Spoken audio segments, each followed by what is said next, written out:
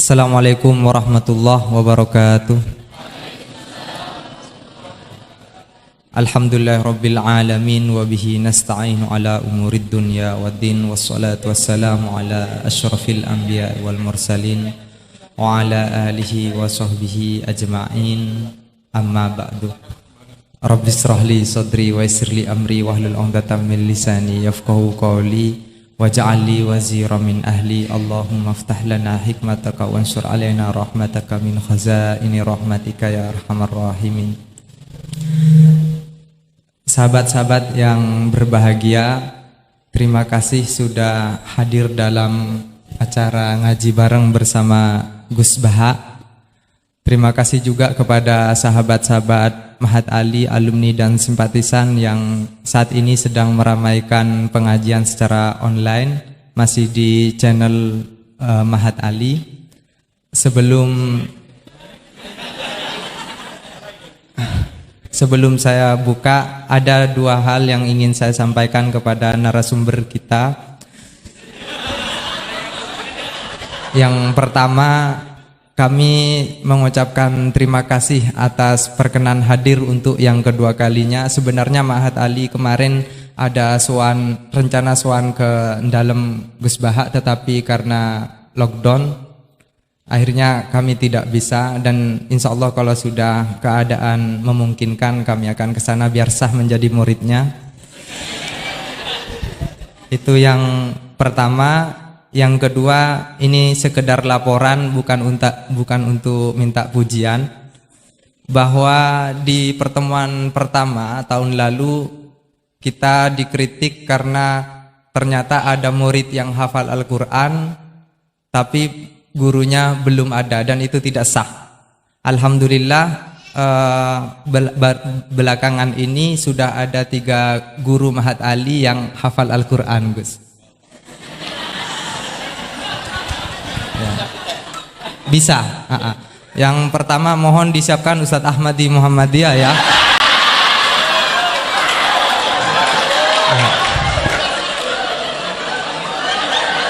Beliau sudah hafal Al-Quran 30 tahun yang lalu, juga guru sini. Dan yang kedua Ustadz Miftahus Surur, kurang lebih 18 atau 20 juz. Terus yang ketiga Ustadz Wandi, kurang lebih 15 sampai 17 juz. Dan yang lain di moderator sendiri di berbagai juz, ayat-ayat ahkamnya aja.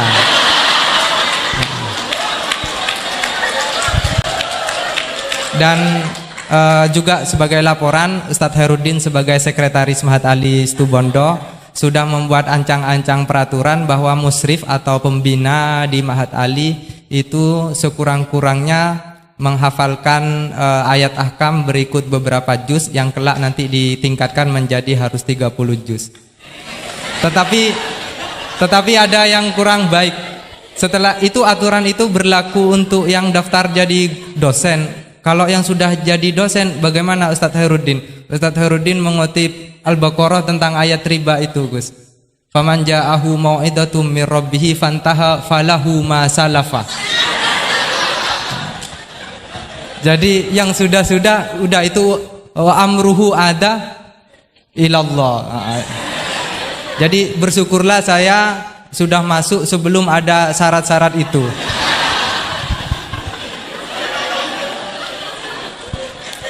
Dan yang terakhir, saya sudah kapok juga untuk mengatur kiai.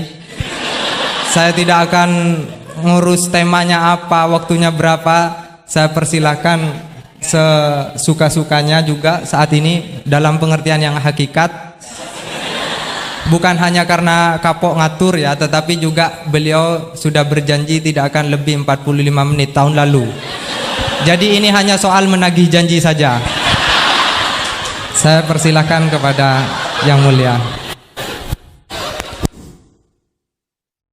Teman-teman gitu, bisa ketemu lagi. Pakainya pakai apa tuh ini? Di sini kajiannya pakai apa? Fikih usul fikih, komposit. Pakai kitab apa? Kalau M2 Jamul Jawabi, kalau M1 Ghayatul Usul, yang mutakallimin, kalau yang yang Muqaran fikih. Jamul jamak ngambilnya gampang, ngambil susah. Ada nggak? Ada Jamul Jawami. Boleh ngambil. Satu. Oh, maunya ngambil yang gampang itu udah ada kok. Jamul Jawami. Mundur takut dites. Ya kita gurunya.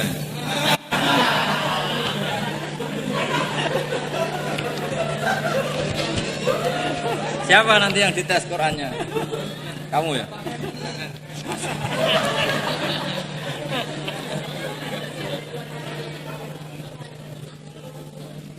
Kalau fikihnya satu dua hal. Dulu yang merumuskan termasuk juga Kamu asal nama Dehul Alba tapi di tasrif dirubah satu dua hal. ini pindah kan? Enggak usah itu. Ah, siapa yang disuruh baca? Jadi satu di sini.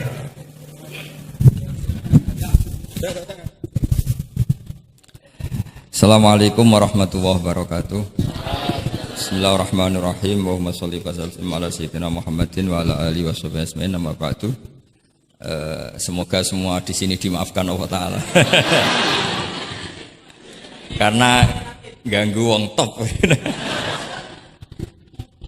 Top cara pangeran, angger mukmin ya top. Begini ya, jadi saya tahu banyak foto-fotonya Mbah Mun ketika sama Ki As'ad. Bapak saya kandung juga pernah di sini ketika muktamar 84, beberapa keluarga termasuk Ki Ahmad Siddiq karena beliau juga turunan Lasem. Yang jelas kenangan kita dengan Ki As'ad itu banyak, dari bapak, dari guru, kemudian beliau juga ngaji di Sidogiri. Saya juga dapat keluarga Sidogiri, banyaklah hal-hal. Tapi yang saya pastikan memaklumatkan diri sebagai Ma'had Ali itu entah keangkuhan, entah jujur, tidak tahu. Karena Ali itu maknanya kelas tinggi. Kelas tinggi itu bisa kelas tinggi ilmunya atau kelas tinggi ya macam-macam. Tapi saya beri contoh. Ini Wahid kan masih kecil tak panggil Wahid saja. Ini tak beri contoh. Ini kitab Minhajut Thalibin. Ini saya belajar tak takriri sampai seperti ini. Ini bisa dilihatin. Hampir di semua kitab saya, kitab-kitab induk, entah itu fikih, entah ihya, entah hikam, itu pasti ada takrirannya. Karena tadi saya sudah komplain sama Pak Khairuddin, keputusan fikih udah ada khilaf itu gak keren kata saya itu. Karena bawaannya fikih itu khilaf.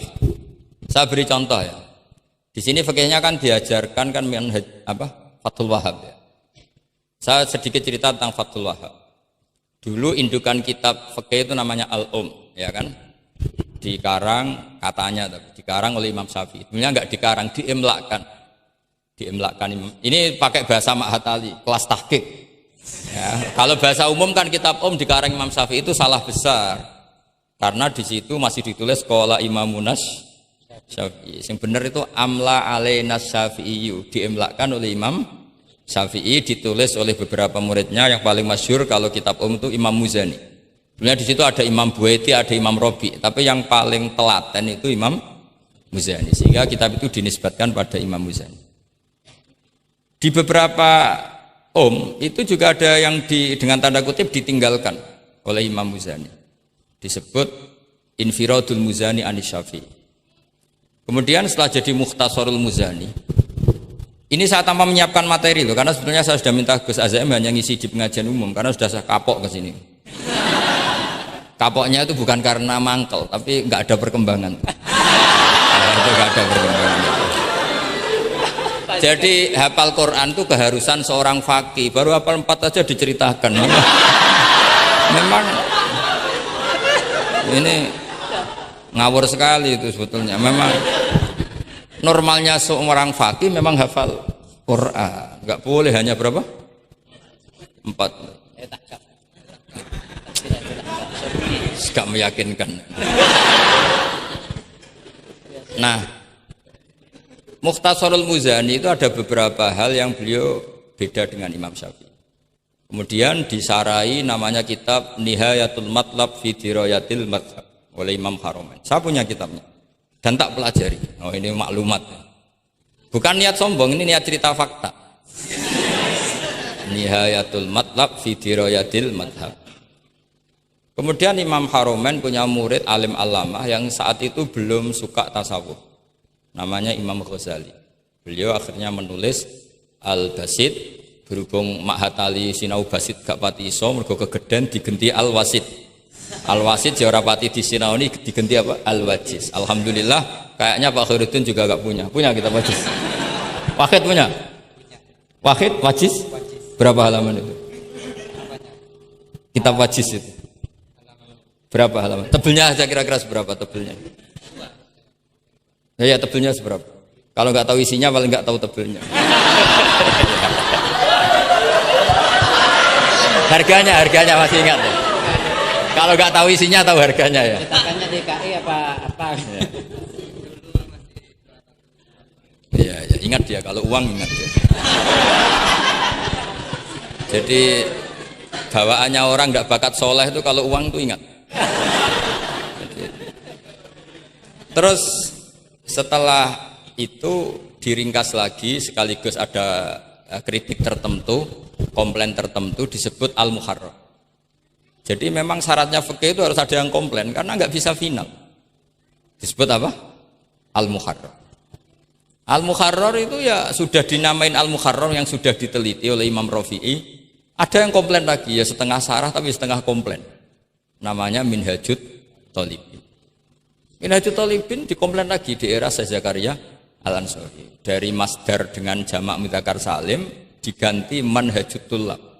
Ya maknanya sama, minhaj sama manhaj maknanya sama, thalibin jamak mudzakkar salim, tullab jamak taksir. Jadi asli ini yo cara Jawa mau akal-akalan tok, minhajut thalibin jadi manhajut tullab. Kemudian manhajut tullab itu dikarang sangat ringkas. Sehingga yang baca itu tidak paham. Mu'alifnya akhirnya dengar-dengar kalau anak-anak Matali itu tidak paham. Akhirnya terus manhajut tullab disarai sendiri oleh Syekh Zakaria Al-Ansari. Jadi Fathul Wahab. Loh alhamdulillah ya masih banyak yang nggak paham. Padahal sudah sarah. Artinya sarah kan gampang. Ya tidak paham itu bagus kan kita ngaku tidak paham tawadhu. Daripada ngaku paham nggak paham mendingan ngaku nggak paham kan. Kemungkinannya dua kalau ngaku gak paham, mungkin tawaduk, mungkin betul adanya. Yang kedua lebih. Nah saya cerita sedikit tentang kenapa fikih itu harus ada dan selalu ada khilaf. Karena itu masalah furu'iyah, apa? Saya beri contoh, ini kitab Minhajut Thalibin dan saya punya catatannya banyak. Oh sampai gini, sampai sarah-sarahnya punya saya. Terus catatannya ya banyak. Saya bangun tidur saja bisa, saking seringnya belajar. Dan saya alhamdulillah tidak punya masalah ingatan. Jadi kadang banyak guru punya masalah apa? Ingatan. Tapi tidak perlu dianggap harus kemana gitu, ke rumah sakit apa, tidak perlu, nggak ingat gitu. Misalnya sampai tak kasih tahu, siapa paling pintar jagomu tak bedaan. Yang namanya sujud misalnya. Sujud itu apa coba? Secara lughat. Wat'ul jabha alal ardi. Sehingga Imam Rafi'i berpikir sujud itu asal ada wat'ul jabha alal ardi ya sah adanya. Dan beliau mengklaim, ini saksinya Pak Khairuddin ini, wasabe as-sujud wa aqalluhu mubasyaratu ba'di jabati musallahu. Ya. Beliau hanya mengatakan wala yajibu wat'u yadaihi wa rukbataihi wa qadamaihi fil azhar. Wala yajibu. Ini kalau enggak percaya, sama baca. Mas Yotarakum bisa ya? Coba baca. Wala yajibu coba wat'u yadaihi pakai nada Indonesia jangan nada negara sebelah coba. Wala yajibu wat'u yadaihi wa rukbataihi wa qadamaihi fil azhar. Jadi menurut Imam Rafi'i ketika sujud itu tidak harus wat'ul yad, tidak ada wat'ul rukbah, tidak ada wat'ul. Nah, karena secara lughat yang namanya sujud itu ya seperti itu, wat'ul jabha. Dan sujud itu sudah dikampanyakan sedemikian rupa bentuk apa ketertundukan tertinggi yaitu dengan wat'ul jabha. Artinya posisi kepala di bawah pantat. Tapi terus Minhajut Thalibin, padahal Imam Rafi'i ketika ngarang itu menyebut fil adhar dalam kitab Al-Muharrar. Terus kultu kata Imam Nawawi al-adhar wujubuhu. Ya masyhur kan karena Imam Nawawi berdasar riwayat umirtu an asjuda ala sa'wati azumin al-jabha wal yaden warubbaten wal qadam. Saya baca lagi ya, umirtu an asjuda ala sab'ati azumin, apa al-jabha wal yaden warubaten wal qadamen. Nah, andekan Imam Rafi'i ketemu Imam Nawawi, kamu ikut kubu siapa?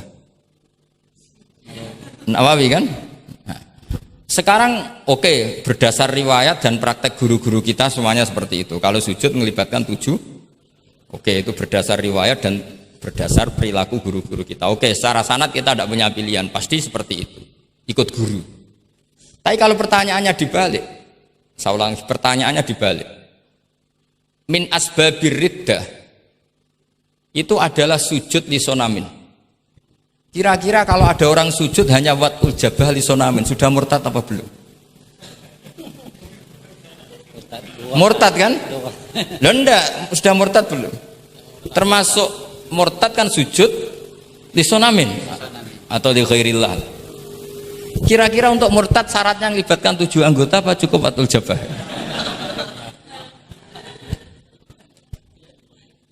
Untuk sah menjadi murtad. Nggak, misalnya kamu, jangan kamu lah, kamu potongan tidak mungkin murtad, insya Allah lah. Misalnya ada orang murtad dengan cara murtad yang fi'li, contohnya apa? Kasujudin lisonamin. Murtad kan, ingat masih ada 3 kan? I'tiqadi, qauli, fi'li. Yang fi'li contohnya kasujudin lisonamin. Untuk menjadi sah murtad itu nunggu 7 anggota apa salatul jabah? Enggak jawab, jangan ngawur saja kak, biasanya aja. Udah, enggak usah. Kan biasanya ngawur terus enggak apa-apa, masih anak-anak aja. Hati-hati aja tetap ngawur apalagi. Enggak, menurut kamu sudah murtad belum? Ya kan murtad kan? Artinya kalau itu sah untuk menjadi murtad, harusnya juga sah untuk menjadi sujud, karena sama-sama simbol. Sujud watul jabah faqat ya simbol takzim ke Allah setinggi-tingginya. Kenapa menjadi murtad? Karena ini simbol hormat kepada sonam setinggi, sehingga Imam Rafi'i berpendapat sujud itu tidak harus melibatkan anggota 7. Ya kira-kira gitu lagi. Makanya tadi saya juga matur Mas Hasan, piye gurumu mbok kanyamu lah, guru keduren. Maca fikih ora ana khilaf iku fikih apa? Fikih ben seru itu harus ada khilaf. Ya ini sama yang baca supaya jadi seksi. Kalau menurut Imam Rafi'i seperti itu. Enggak, ya harus jadi wala yajibu ini. Enggak akan keliru. Tadi kan sudah tak baca. Wala yajibu wad'u yadayhi wa rukbatayhi wa qadamaihi fil adhar. Imam Rafi'i di Muharrar terus qultu al adhar wujubuhu. Ya kan sama-sama bilang al-adhar. Imam Rafi'i bilang enggak wajib ya al-adhar. Imam Nawawi bilang wajib ya al-adhar. Kamu partai mana? Ditutup wallahu a'lam. Oh, ya.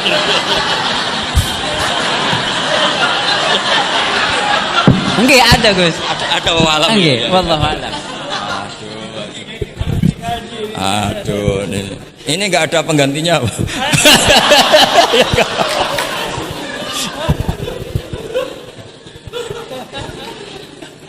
Jadi fikih itu mau tidak mau harus khilaf karena sudut pandangnya seperti itu.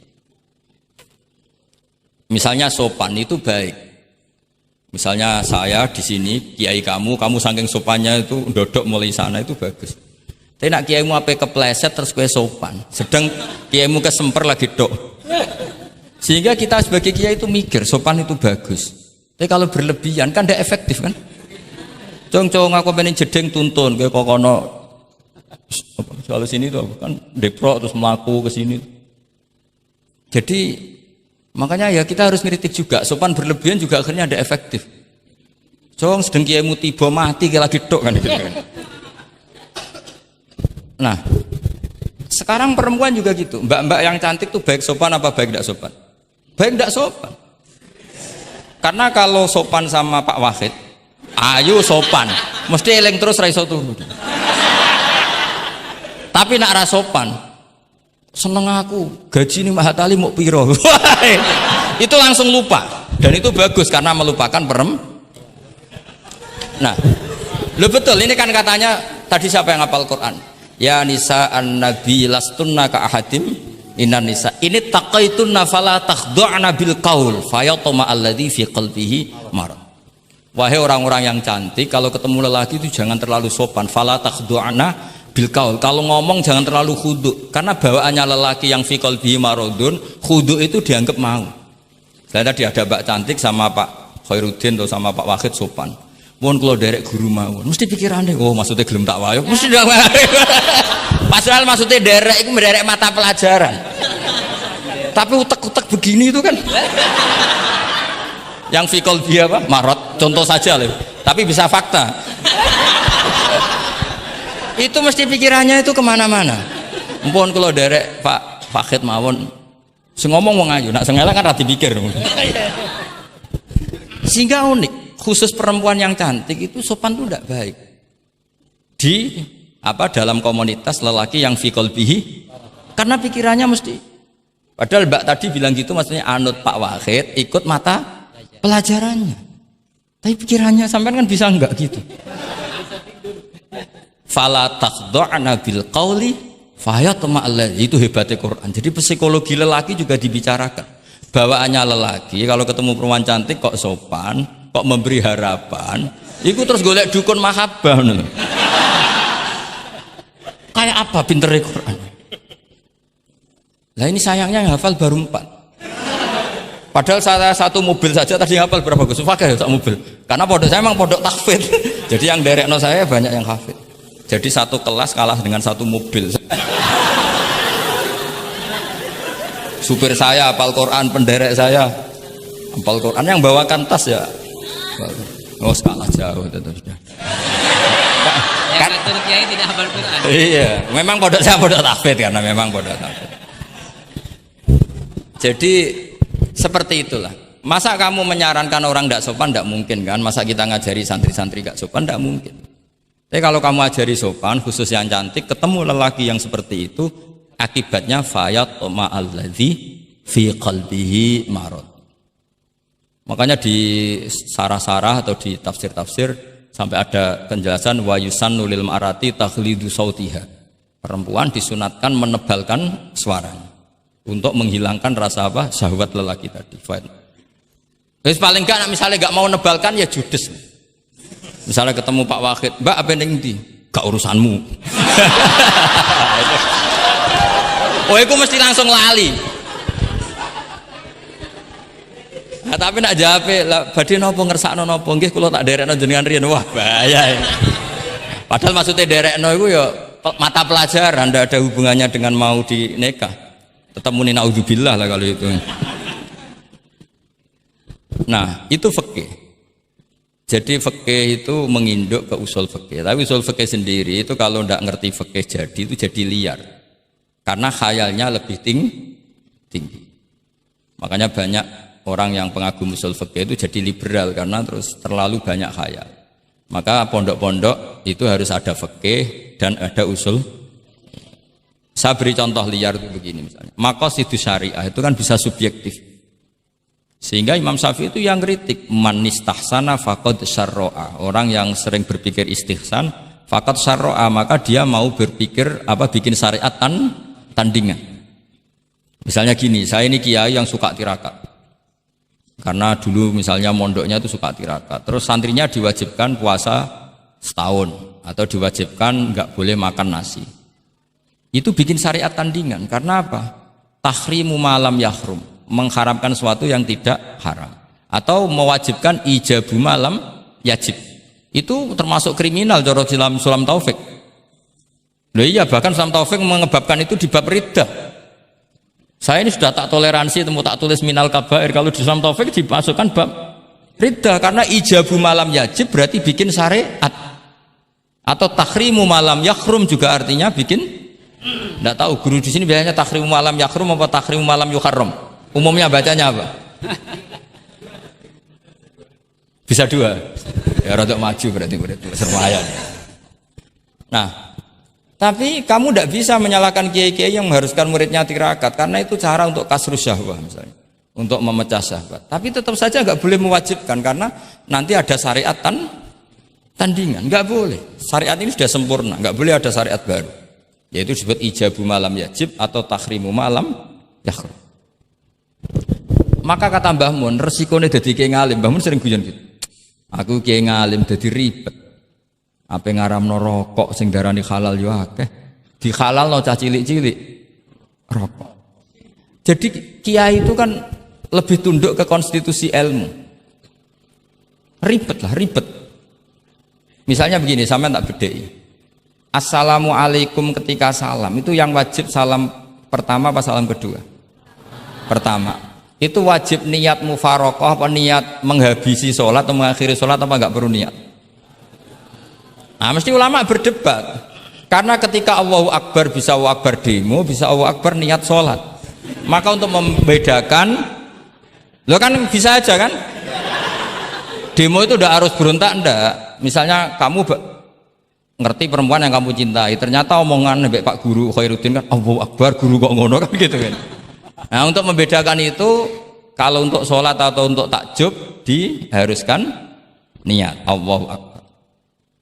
Nah, sekarang salam harusnya juga ada pikiran begitu. Ini salam karena ketemu orang, apa salam karena keluar dari sholat. Makanya selalu ada ulama yang berpendapat wajib niatul khurud minas sholat. Karena logikanya kalau Allahu Akbar wajib niat sholat untuk membedakan Allahu Akbar yang wiridan, Allahu Akbar yang takjub, Allahu Akbar yang demo, untuk membedakan itu semua niat. Salam juga gitu, salam mubalek, salam kenalan, salam apa, harusnya pembedanya adalah niatul khurud minas sholat. Makanya saya tadi itu komplain sama Pak Khairuddin, itu Basul Masail Fikih kok ada khilafnya. Hebat betul orang itu, kata saya itu. Itu yang putri tadi. Oh, yang putri itu. Nah, jadi apa? Kaidah-kaidah seperti itu nggak bisa dihindari, khilaf-khilaf seperti itu nggak bisa dihindari. Ini saya baca ya, misalnya contoh-contoh yang itu mulai apa? Mulai salam ya. Jadi pilihan-pilihan itu, misalnya di salam ana jaza anha, terus asani asyar assalam wa aqalu assalamualaikum wal aso jawa qultu al aso al mansur wa annahu la tajibu niyatul khurud. Jadi ada yang bilang tidak wajib, mesti artinya ada yang bilang wajib. Karena nah, jadi nggak ada pilihan. Setelah ada pembanding itu udah ada. Sekarang begini lagi. Ini yang ulama kadang-kadang ya nyuwun sewu, andekan kita ulama itu kadang ra cocok, tapi cocok ra cocok ya harus didengar, ini ngaji. Ulama fikih kadang ya sembrono, tapi kok muni ngono kualat aku. Saya ngomong aku wae. Nak darani iktidal, menamai iktidal itu ruknun qasirun ghairu maksud. Julus benas sajdatain atau jalsah itu kan ruknun qasir ghairu. Itu banyak ahli hadis yang komplain, ini ngawur betul fuqaha itu. Wong rukun kok ghairu maksud. Dan mereka berani bilang itu rukun sing ghairu maksud, kusida lil fasli, hanya dimaksudkan untuk pemisah. Itu kan yo mangkelno, wong rukun kok ghairu. Ternyata ulama itu punya niat begini. Setelah dikatakan ruknun qasir, maka jangan ada pesaing. Yaitu ukurannya apa? Julus jalsah benas sajdatain enggak boleh lebih lama ketimbang tasahud akhir. Tasahud awal sunat bu, jangan ngaji ora khatam. Tasahud akhir apa awal? Akhir, berarti sabtu lisan pinter lah, pinter. Iktidal juga ruknun qasirun, maka enggak boleh lamanya menandingi qiyam lil Fatihah. Ya, sudah jelas ya. Yang jalsah benas sajdatain enggak boleh menyaingi tasahud akhir, yang iktidal enggak boleh menyaingi qiyam lil Fatihah. Ternyata ulama itu ya mikir, disaingi ku ya ora enak. Ngene kaya kula saingi Khairuddin ya ora gelem. Ora krana sombong, disaingi itu ndak enak. Kecuali level ya. Kecuali level. Level ya hafal Quran ya 30 juz. Itu Jibril bisa demo ke kamu. Memangnya saya hanya nurunkan ayatul ahkam. Enak saja milik. Memangnya selain ayatul ahkam nggak menarik. Itu kalian semua pasti berhadapan dengan Jibril. Coba Jibril nurunkan semuanya apa hanya ayatul ahkam? Kalau saya ketemu kan aman. Itu pun di sana kadang masih belum lengkap setoran. Iya bahaya kamu itu. Nah, ketika wajib gak mau disaingin, ini ternyata menginduk ke mazhabnya Abu Bakar As-Siddiq. Di antara sifat Allah paling keren itu la syarikalah. Di mana-mana zat yang top itu gak mau saingan, dan itu normal karena memang gak ada yang setara dengan Allah. Suatu saat Abu Bakar itu pulang. Ini nanti saya cerita fikih banyak. Kamu pasti setelah ini tambah pinter, tak jamin. Bukan barokahnya saya lah, barokahnya Mbah Mun, barokahnya Mbah As'ad gitu. Tapi kena ras sombong yang termasuk barokahku lah gitu. Kamu tidak sombong, tapi sombong juga gak apa-apa. Wis biasa salah, orang salah sombong salah liane. Abu Bakar pulang. Di situ itu istrinya menyediakan beberapa makanan untuk sahur. Itu marah besar. Apa kamu mau menandingi Ramadan sehingga puasa sunat aja persiapannya seperti ini? Bahkan sebagian riwayat itu beliau memukuli kidrun, jadi itunya ada yang dirusak lah kira-kira gitu. Ini dengerin betul, nanti akibatnya di fikih. Makanya di fikih apa? Sholat fardu itu nggak mau kesaingan. Sholat fardu wajib qiyam liqadirin. Nggak boleh sholat sunat bersyarat begitu. Harus sah qu'ud meskipun ma'al qudrah. Karena fardu itu nggak mau kesaingan. Jadi fardu ya rada egois kira-kira gitu. Nah, mesti sama lagi krungu iki gitu. Maksudnya sering roh hukumnya tapi baru tahu logika ini. Loh aku rasuludon soal yakin. Soal yakin. Karena fardu itu nggak mau. Poso fardu wajib tabyitun niat. Nginep non niat mulai malam. Poso sunat tidak. Ketemu jam 9 kamu belum makan, belum ada dukhulu syai'in fi jawfika. Terus niat puasa sah enggak? Sah. Ada bedanya enggak fardu sama sunat? Ada.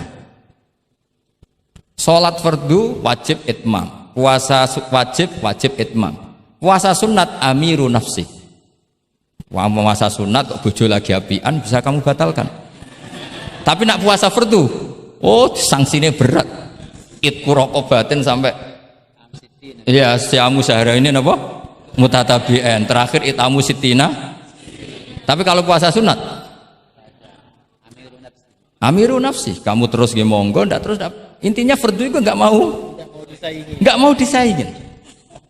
Batin fardu egois kata saya. Nah, Abu Bakar sampai begitu. Ono wong poso sunat kok sampai nyiapno buka, nyiapno sahur, marah. Bahkan marahnya nggak sekedar di hukumnya, di perlakuannya. Kamu itu memperlakukan puasa sunat aja kok kayak memperlakukan fardu. Hanya di menunya, di persiapannya. Dan ternyata Imam Syafi'i benar, ternyata di hukumnya juga harus beda. Misalnya tadi qiyamul qadir fil fardi wajib qiyam, tapi kalau sholat sunat boleh qu'ud walau ma'al qudrah alal qiyam. Jadi ini ulama. Ini perpaduan usul fikih dan fikih. Jadi fardu itu ya agak angkuh lah kira-kira gitu. Angkuh itu kalau baik namanya izzatun nafs. Memang harus beda. Lah di sini. Nah, di bab zakat juga sama. Ukuran wajib itu apa? Akhdhal imamu qahron atau la yuqta'u yadu sariki. Ben kita tambah pinter.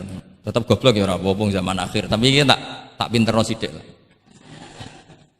Ketika seseorang diputuskan wajib zakat, kok tidak mau zakat? Efek hukumnya apa? Akhdhal imamu qahron. Imam boleh ngambil paksa.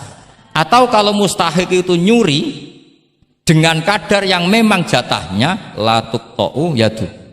Mergo ana syubhatul milki.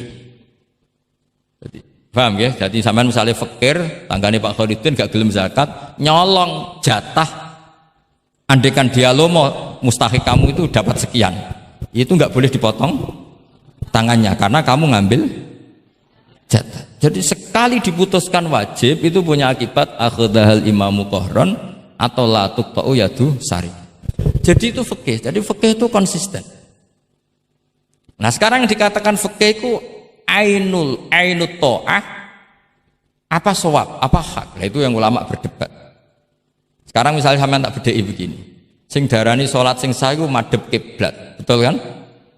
Ya, betul. Masih ingat ya? Sekarang madhep kiblat itu menjadi baik karena nurut Allah apa karena madhep kiblat? Karena nurut Allah. Sehingga semangat fikih semangat taat ning Allah.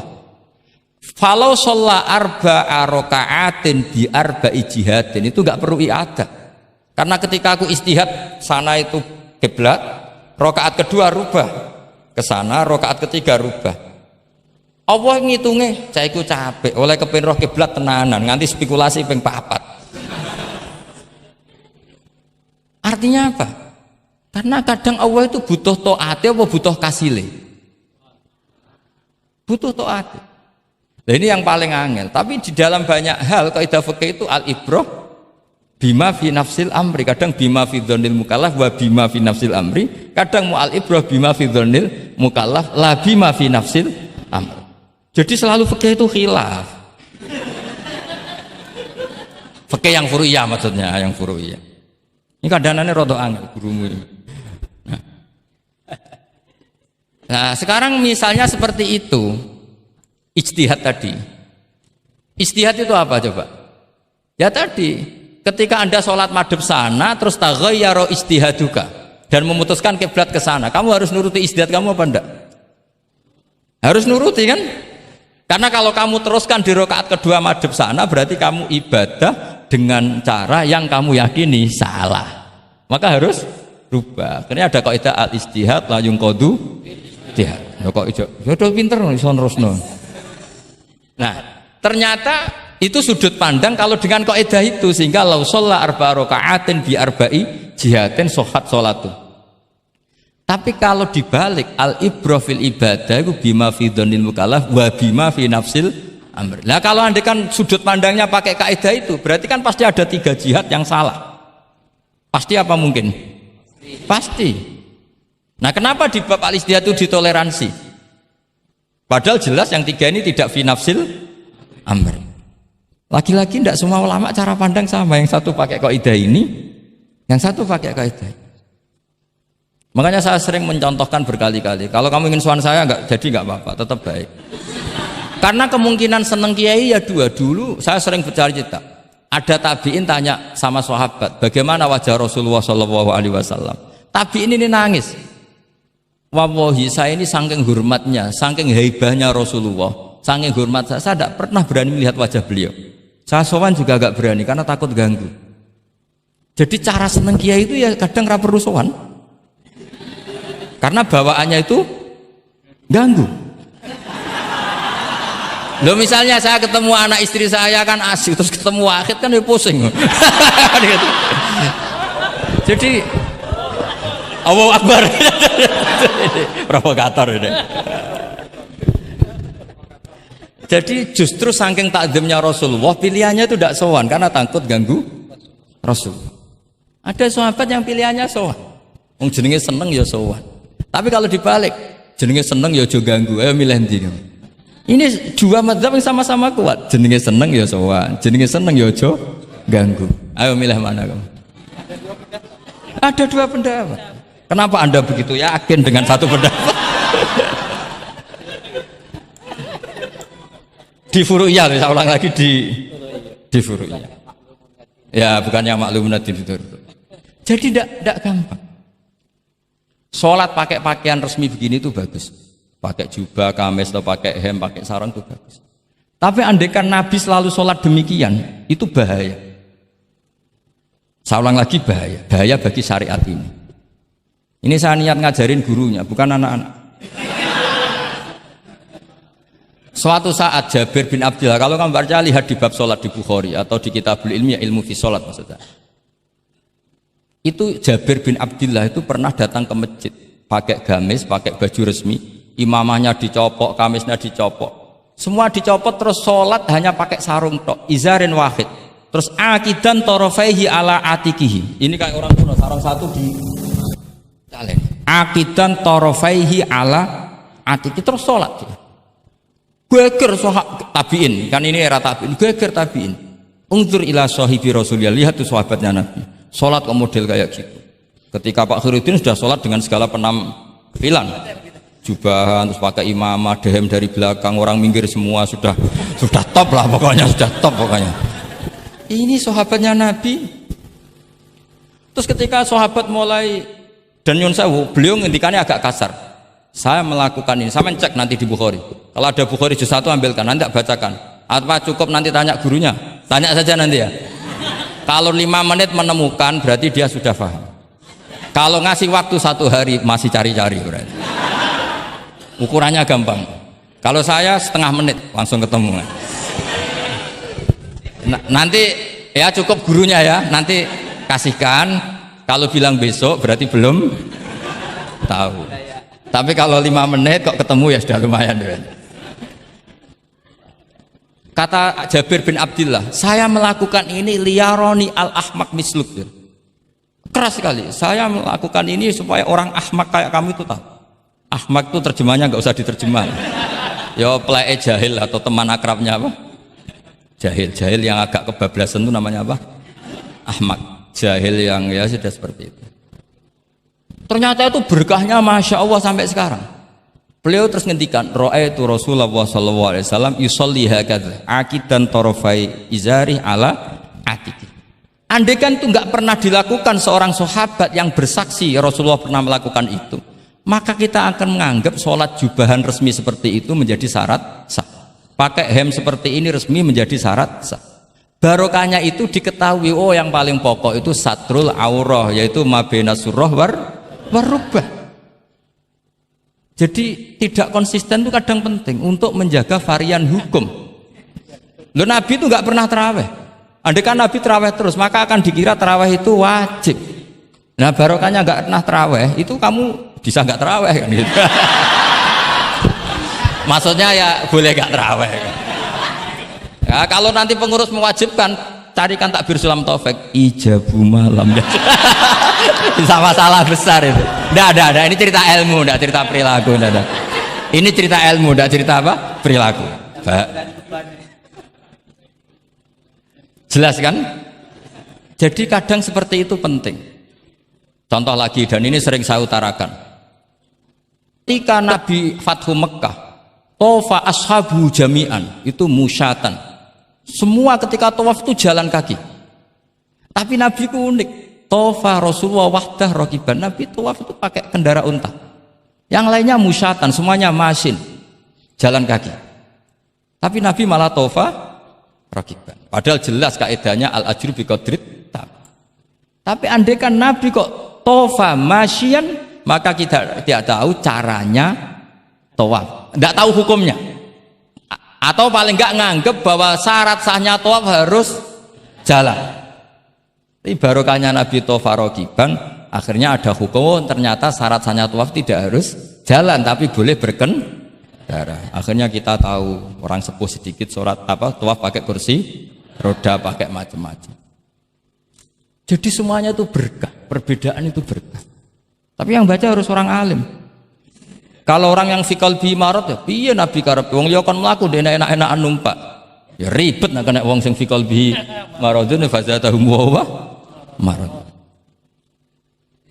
Jadi ribet ini ustadz satu ini ribet. Ya subuh kesiangan ini contohnya kok kayak perilakunya. Ini Kiai Hasan contohnya kayak perilakunya. Sholat itu ada waktunya. Sekali waktunya habis normalnya sudah tidak wajib, ya enggak? Kamu mau sekolah, selesainya jam 12, kamu bangun setengah 1, harus sekolah apa tidak usah? Karena momen sekali kelewat kan nggak bisa diulang kan? Normalnya sholat qadha itu tidak wajib, normalnya karena momen waktunya sudah habis.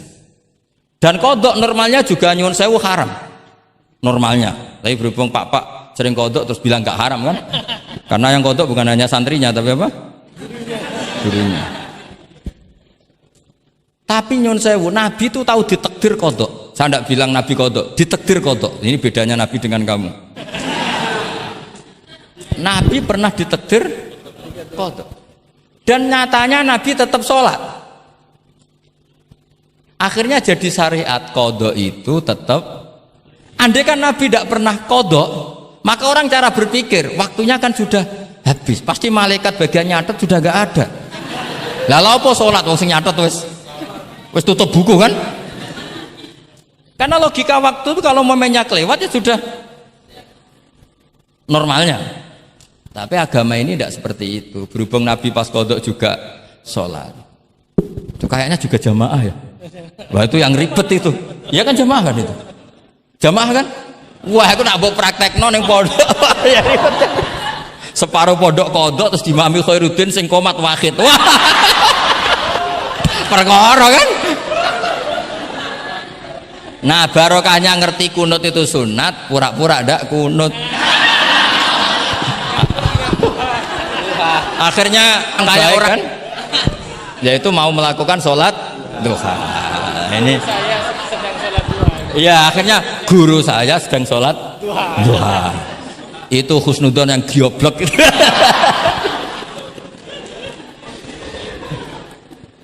Jadi lah itulah yang jadi analisis usul fikih. Jadi semuanya itu ada analisisnya.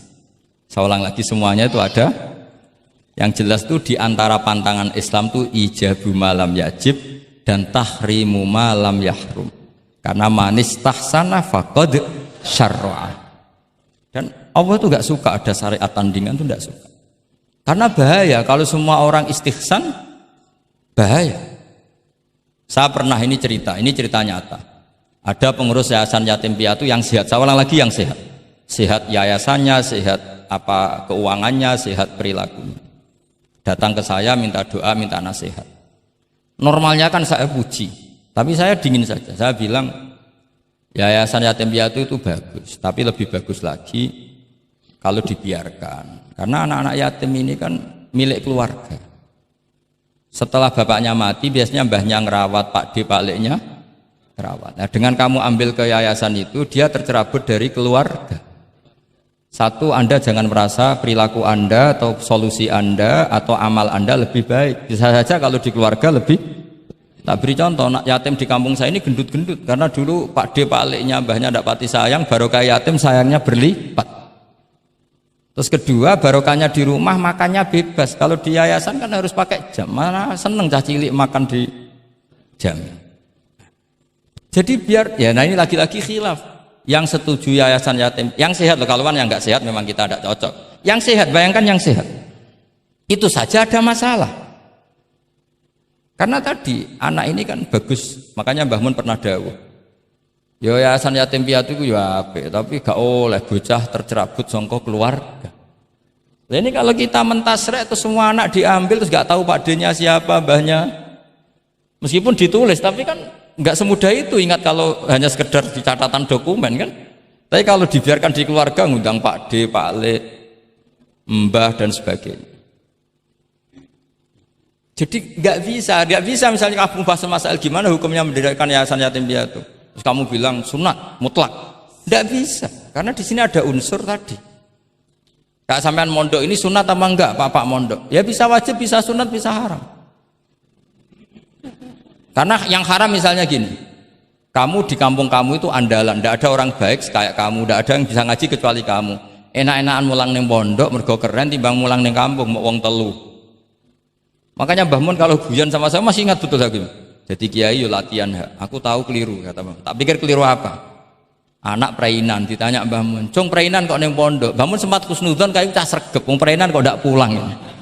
Ternyata, lu perainan kok neng pondok, Cung, kok sregep temen. Mboten Mbah, nak teng omah kan ngarit. Ternyata. Jadi husnudzon itu kadang gitu. Semenjak itu Mbah Mun kalau ada perinan Cung mulai Cung ben kenal wong tuamu. Jadi malah dibalik. Iya kan kalau kelamaan ke pondok kan nggak roh asal usul orang tua sehingga tidak punya empati, tidak punya kasihan kan. Orang tuanya berjibaku ngarit apalah kerja apa. Lah ya, artinya terus kamu tidak bisa. Semua santri yang perinan tidak pulang berarti santri baik. Sebetulnya tidak mesti juga. Santri takut ngarit kan gitu. Ini namanya sudut pandang gitu. Jadi masalah-masalah furu'iyah itu tidak bisa tidak seperti itu. Nah, sehingga kita tahu di kitab Mahali atau di kitab beberapa kitab fikih mesti kaul awal, kaul sani, kaul salis dan sebagainya. Karena ini masalah sudut pandang. Wali nikah misalnya, wali nikah itu kalau fasik sah apa enggak? Wali mujbir. Ada ulama yang mengatakan kalau wali mujbir fasik tetap sah jadi wali. Likamali syafaqatih, karena seorang wali ini pasti sangat sayang, meskipun fasik dia orientasi tentang anaknya tetap bagus. Ada yang bilang enggak, kalau fasik harus dicabut hak walinya. Di mana-mana orang fasik sudah error. Jangan-jangan karena dia pemabuk atau karena dia tukang judi, pikirannya dapat menantu yang kaya meskipun tukang judi. Bahaya ini kalau diberi hak wilayah atau hak wali. Makanya banyak ulama mengatakan sekali fasik dicabut. Nah ya, yang satu memandang umumnya orang tua meskipun fasik tetap likamalis. Tapi kata siapa di sosial itu mesti semua orang begitu apa tidak mesti? Tidak mesti. Makanya Kaul Sani mengatakan cabut saja. Li'annahu la yu'manu ayadu'aha inda fasikin mislih. Karena siapa yang bisa menjamin kalau dia tidak mengawinkan putrinya dengan orang fasik yang sejenis? Orang fasik pasti komunitasnya juga fasik, dan dia nganggap orang fasik itu tidak problem, wong dia sendiri fasik. Wes do untuk iki capek, jebule capek sing tau ngutangi ning nggon judi. Karena dia punya ukuran apik versinya dia. Lagi-lagi fikih kok mujma' alaih mau piye yo. Yang furu'iyah maksud saya, yang furu'iyah. Iki pinter toh, cukup ya. Sudah 45 menit. Mohon ngoten mawon. Assalamualaikum warahmatullahi wabarakatuh. Satu mungkin. Ya, mungkin satu ya, putra dan satu aja ya, putra dan putri. Ya, enggak, satu saja Gus. Oke, Bismillahirrahmanirrahim. Terima kasih. Mungkin yang tadi perlu saya berikan catatan. Oh ya, catatan ya. Ketok pinter ya. Saya ingin beri catatan bahwa kita tadi sudah dapat kalau fikih itu karakternya adalah khilaf. Jadi ya yang furu'iyah lah, yang furu'iyah. Oke. Yang furu'iyah karakternya khilaf, sehingga kita harus terbiasa berbeda. Dan soal tadi kesantunan, kesopanan itu orang ekspresinya berbeda. Kadang kita salah ketika kita mengkritik, kadang ketika kita berbeda pendapat kita lalu dianggap tidak santun. Padahal ulama-ulama kita soal urusan furu'iyah itu hal yang biasa. Termasuk bahkan mungkin yang tadi sering dikali dikutip oleh Gus Baha, manistahsana faqad syarra'a, bahwa itu adalah kecaman dari Imam Syafi'i. Mungkin Gus Baha perlu, saya tidak tahu ya, ini tag ini sudah sampai atau tidak kepada beliau. Ya, saya bacakan tagnya. Saya harus baca. Kalau ingatan tidak sebaik beliau saya. Tapi kalau catatan saya lebih baik mungkin. Fawatihur Rahamut qala Syekhul Akbar inna maqsudas Syafi'i min qawlihi man istahsana faqad syarra'a hada madhul mustahsin wa arada anna man istahsana faqad sara bimanzilati nabiyyin dzi syari'atin wa atba'u Syafi'i lam yafhamu kalamahu. Saya tidak ingin mengatakan beliau tidak paham, mungkin tag ini enggak sampai. Ala wajhi hada wallahu a'lam. Jadi bahkan yang kita anggap itu sudah sangat pasti Syafi'i sedang mengecam, ternyata ada juga khilaf. Ternyata maksudnya Syafi'i adalah sedang memuji, madhul mustahsin. Faqad sara bimanzilati nabiyyin di syari'atin wa atba'u Syafi'i lam yafhamu dzalika. Walaupun wallahu a'lam. Ya, tapi poin-poin saya adalah akui bahwa ada perbedaan, gitu kan. Oke, silakan saya beri pertanyaan satu saja. Oke, mungkin Ustadz Khairuddin bisa menentukan siapa? Saya Jaya yang menentukan. Oke, Lutfi, mohon maaf bukan soal berkualitas tapi dia lebih dulu sampai di sini karena dekatnya. Dipersilakan.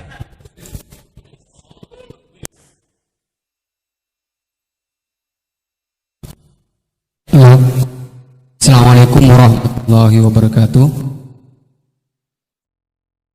Haji Ahmad Bahuddin Nur Salim atau yang lebih dikenal dengan Gus Baha yang saya takzimi, dan semua guru-guru saya yang saya hormati. Kita banyak mendengar tadi bahwa di dalam fikih yaitu furu'iyah itu sudah terbiasa terjadi khilaf di antara kalangan ulama. Ada satu redaksi yang bagi saya cukup ada satu yang menurut saya diantaranya di dalam Bu Jairomi Al-Khatib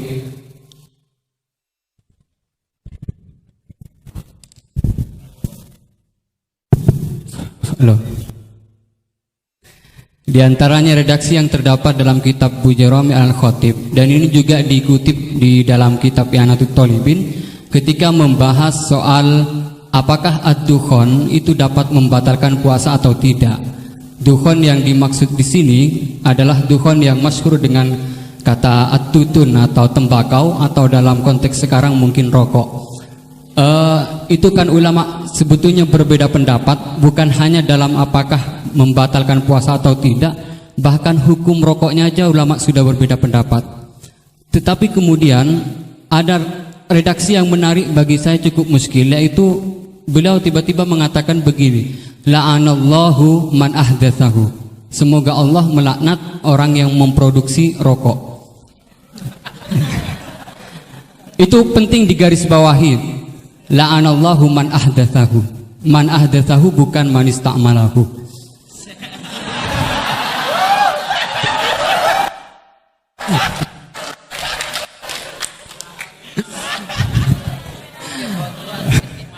Ini cukup kriminal karena ngomongnya di dalam pesantren yang cukup itu menjadi di negara Indonesia. Kenapa ini ada laknat semacam ini? Karena katanya fa innahu minal bid'il qabihah. Tetapi maksud saya, kenapa ulama ini sampai melaknat padahal hukum rokok itu saja merupakan furu'iyah yang memang sudah sewajarnya terdapat khilaf. Sementara saya sebagai santri NU Tulen itu mengenal, memiliki ulama-ulama yang atau kiai-kiai yang luas, yang bukan hanya tidak mau mencaci maki apalagi sampai melaknat, bahkan mengkafirkan pun itu merupakan pantangan. Sehingga pertanyaannya ini unik, setelah saya cek juga ada dalam kitab Kasyifatus saja yang kita tahu itu pengarangnya orang Indonesia, walaupun mungkin NU belum hadir pada saat itu. Jadi pertanyaan saya untuk redaksi ini, apakah dalam syariat Islam atau fikih utamanya itu memang ada pembenarnya melaknat orang lain atau dalam tanda kutip mendoakan orang lain jelek? Mungkin hanya itu. Terima kasih. Assalamualaikum warahmatullahi wabarakatuh. Ini jam berapa?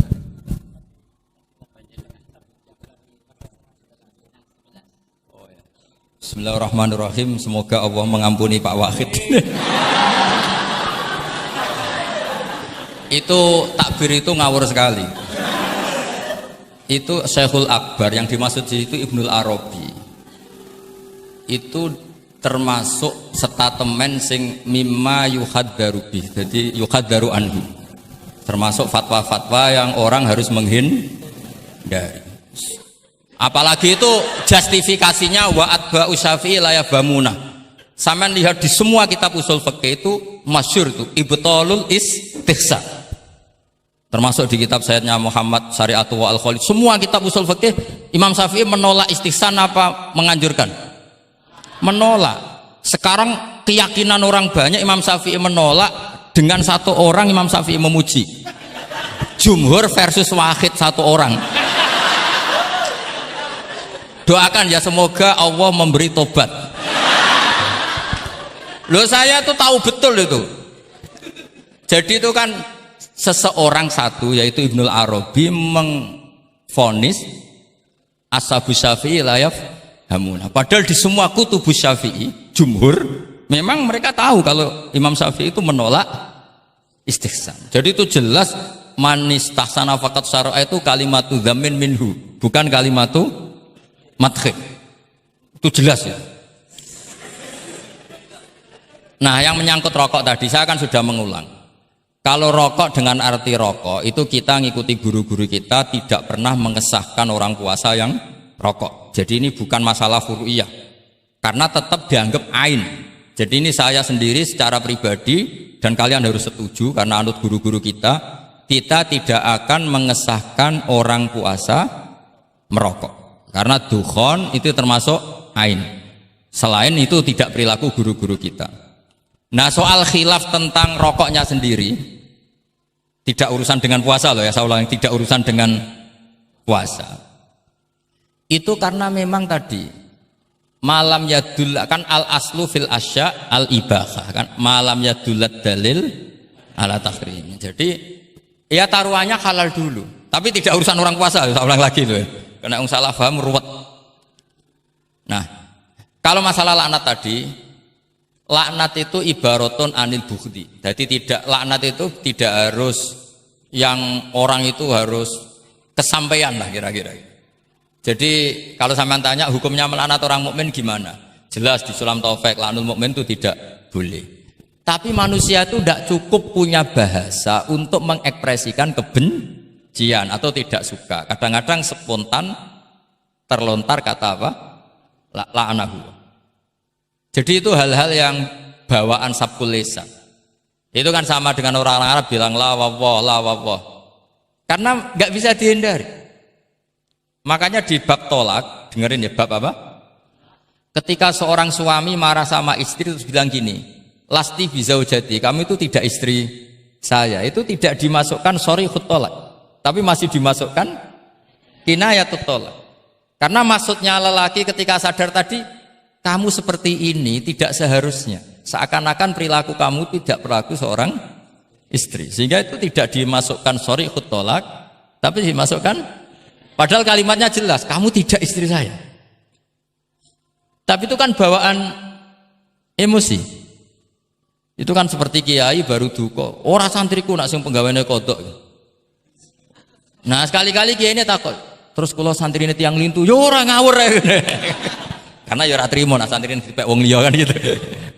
Pasti juga gak terima kan kalau diakui orang lain. Sama ketika kamu marah sama istri kamu cantik, lasti bizaujati. Terus bojomu takut. Berarti aku bojone wong, yo aja ngawur. Kan Yeman juga kan?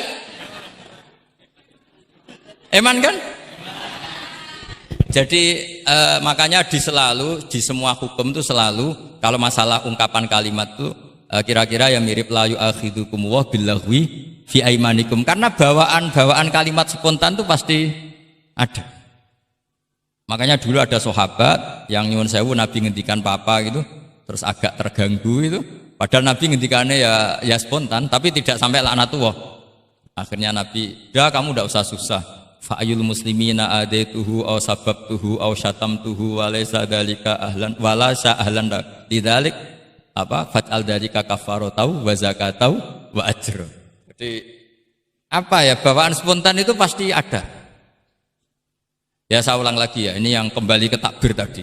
Itu bahaya betul tuh. Jadi Ibnul Arabi itu termasuk tulisan-tulisannya mimma yuhadzaru anhu. Ya pernah dengar toh? Lah yang dimaksud Syekhul Akbar itu kan Ibnul Arabi kan? Loh, saya sangat tahu. Jadi ukurannya itu jumhur. Semua ulama Syafi'iyah, semua al-usuliyun itu mesti menceritakan apa? Imam Syafi'i tidak percaya atau tidak setuju ada istighsa. Masa orang banyak ini kamu salahkan demi statement orang satu? Idza ikhtalafal jumhur wal fardu quddima jauh. Ya semoga ini tobat, enggak ya enggak apa-apa. Tapi memang bagus lah. Artinya dia mengungkapkan takbir sudah bagus, lumayan lah, cara ukuran itu. Tapi ya musuhnya jangan saya tetap.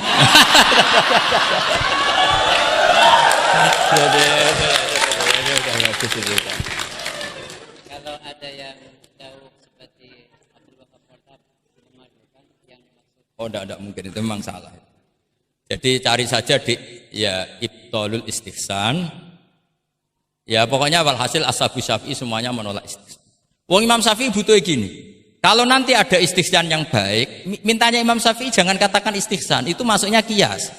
Karena kalau kias kan ada makis, nginduk ke makis aleh. Lah makis aleh ini ada nasnya. Pokoknya butuh Imam Syafi'i itu jangan sampai orang tercerabut dari akar Quran dan hadis, kemudian istihsan dengan subjektivitasnya sendiri. Dan itu kalau pakai subjektivitasnya sendiri namanya fakot sarro. Dong ya ini. Oh, alhamdulillah. Tapi ini sudah pinter loh ya, jangan terus. Ya, jadi ini menghormati Jumatan, yang jelas ini sudah 2 kali sudah cukup tuh, sudah pinter. Iya sudah. Loh, provokator. Nggih wonten ditutup Al-Fatihah.